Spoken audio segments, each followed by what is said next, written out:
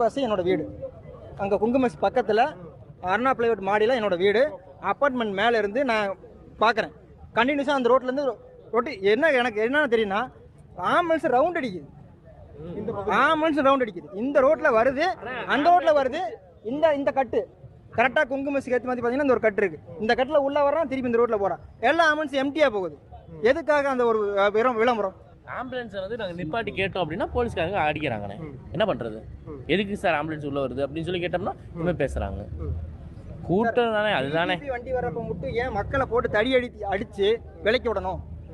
அவர் வண்டி, நான் இந்த இடத்துல நிற்கிறவே அவர் வண்டி போயிட்டு இருக்கு. அவ்வளோ நேரம் ஒரு பரபரப்பே இல்லாமல் இருந்த இடத்துல விஜய் வர்றப்ப கூட அந்த பரபரப்பே இல்லை. அவரை பார்க்கணும்னு சொல்லி மக்கள் ஆர்வமாக இருந்தாங்க. ஆனால் என்ன இன்சிடென்ட் தெரியல. ஒரு டிஜிபி வண்டி வருது, முன்னாடி ஒரு 10-15 காட்ஸ். அப்போ எங்கேருந்து வந்தாங்க அந்த காட்ஸில்? எங்கேருந்து வந்தாங்க? அது வரைக்கும் எங்கே இருந்தாங்க அவங்க? நீங்கள் பேசுறதுலேருந்து எனக்கு என்ன ஆதங்கம்னா, நான் விஜய் கட்சியோ எந்த கட்சியோ கிடையாது. பைபாஸ் என்னோட வீடு.